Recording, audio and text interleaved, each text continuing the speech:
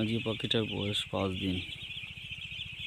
Booting খুলে দিয়েছি, 6 দিনে পড়েছে। বুটিং খুলে দিয়েছি, ওইটা খাচ্ছে।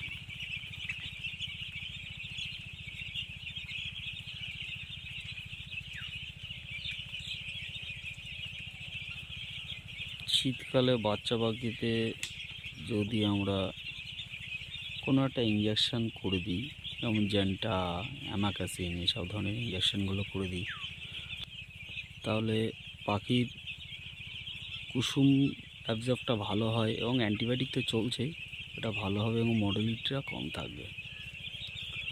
যদি করেন 48 ঘন্টার ভিতরে পাখিকে একটা ইঞ্জেকশান করে দেন, অ্যামাকাসিন হোক বা বেনসেভ আছে বা আপনার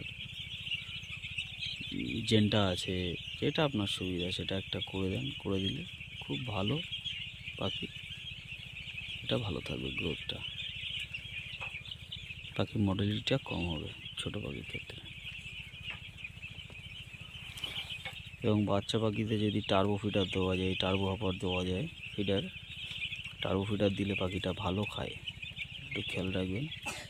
টার্বো ফিডার যদি আমি দিতে পারি খুবই ভালো খাবে, পাখিটা ওয়েস্ট করবে কম। পাখি